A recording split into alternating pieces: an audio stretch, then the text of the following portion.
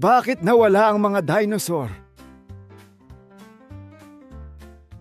Welcome back to my channel, class!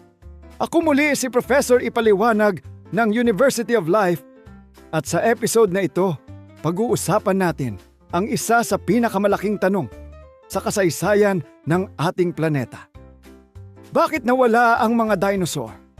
Isang araw, sila ang mga hari ng mundo. Kinabukasan, tumutok dito sa The Taglish Explainer. Ang topic na ito ay mula kay Jabahat. Salamat sa suggestion mo at hello sa mga OFW sa California. Bago tayo mag-imbestiga, kilalanin muna natin ang mga bida. Ang mga dinosaur ay unang lumitaw mga 230 million years na ang nakalipas. May maliliit, may malalaki, may mababait. At may mukhang hindi mo gugustuhing makasalubong habang nagja-jogging. May mga herbivore na puro gulay ang kinakain.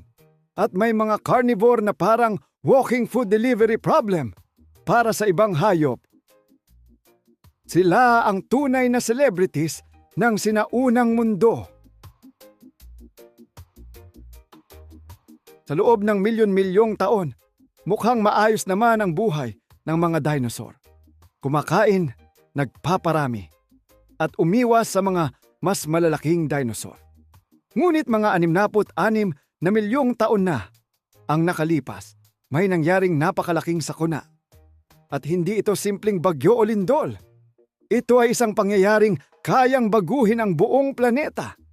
Parang Earth Updated Version 2.0, pero walang option na remind me later. Ang pinakatinatanggap na teorya ngayon ay ang pagtama ng isang napakalaking asteroid sa Earth. Hindi ito asteroid na kasinlaki ng basketball o bahay. Ang tinatayang laki nito ay humigit kumulang 10 kilometro ang lapad. Ibig sabihin, mas malaki pa ito kaysa maraming syudad. Isipin mong may bundok na lumilipad sa kalawakan at diretsyong tumama sa ating planeta. Hindi ito traffic violation.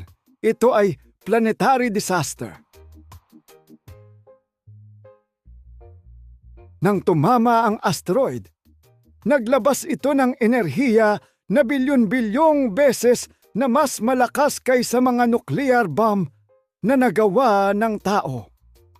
Nagkaroon ng napakalalaking lindol, tsunami, at sunog sa iba't ibang bahagi ng mundo. Ngunit ang tunay na problema ay hindi lamang ang impact. Dahil sa banggaan, napakaraming alikabok, abo at debris ang lumipad sa atmosphere. Natakpan nito ang sikat ng araw sa loob ng mahabang panahon, para bang may giant curtain na inilagay sa ibabaw ng Earth. At kapag walang sapat na sikat ng araw, nahihirapan ang mga halaman na gumawa ng pagkain sa pamamagitan ng photosynthesis.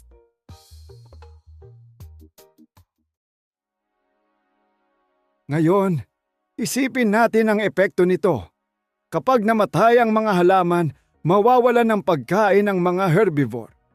Kapag naubusan ng herbivore, mawawalan naman ng pagkain ng mga carnivore. Parang isang napakahabang pila ng domino na isa-isang bumabagsak. Hindi man direktang tinamaan ng asteroid ang bawat dinosaur. Tinamaan naman ang kanilang buong sistema ng buhay. At kapag nasira ang food chain, mahirap nang makaligtas. Isa sa mga dahilan ay ang laki nila. Ang malalaking dinosaur ay nangangailangan ng napakaraming pagkain araw-araw. Kapag limitado ang resources, mas mabilis silang mahihirapang mabuhay. Parang kung sanay kang kumain ng 10 plato ng buffet araw-araw, tapos biglang isang biscuit na lang ang available. Hindi talaga sustainable ang sitwasyon. Nakakagulat man, hindi lahat ng dinosaur ay nawala. Ang ilan sa kanilang mga kaanak ay nakaligtas. at nag-evolve sa mga nilalang na kilala natin ngayon bilang mga ibon. Oo, tama ang narinig mo. Ang kalapati sa labas ng bahay mo ay may malayong koneksyon sa mga dinosaur. Kaya sa susunod na may dumapo sa bintana mo, isipin mo na lang na distant cousin yon ng isang sinaunang reptilyang minsang namuno sa Earth. May ilang siyentipiko ring nagmumungkahi na bago pa dumating ang asteroid, may mga malalaking pagsabog ng bulkan na nangyayari sa iba't ibang bahagi ng mundo. Ang mga pagsabog na ito ay maaaring nagdulot ng pagbabago sa klima at kapaligiran. Kaya posibleng nahihirapan na ang ilang dinosaur bago pa dumating ang malaking bato mula sa kalawakan.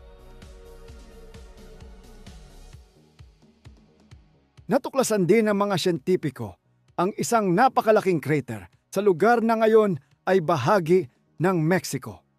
Tinatawag itong Chicxulub Crater. Ito ang itinuturing na lugar kung saan tumama ang asteroid. Isipin mo ang laki ng impact kung hanggang ngayon ay nakikita pa rin ang ebidensya nito. Talagang hindi ito simpleng oops moment ng solar system. Matapos mawala ang karamihan sa mga dinosaur, nagkaroon ng pagkakataon ang ibang mga hayop na umunlad. Kabilang dito ang maliliit na mamal na kalaunan ay naging mga ninuno ng maraming hayop. Sa kasalukuyan, kasama na ang tao. Sa madaling salita, kung hindi nangyari ang extinction event na yon, baka wala tayo rito ngayon. At ngayon, mga estudyante ng University of Life, alam na natin kung bakit nawala ang mga dinosaur. Ang pangunahing dahilan ay ang pagtama ng isang higanting asteroid mga 66 na milyong taon na ang nakalipas. Kaya sa susunod na makakita ka ng kalapati, huwag mo agad maliitin. Baka ang tinitingnan mo ay apo sa tuhod ng dating hari ng planeta.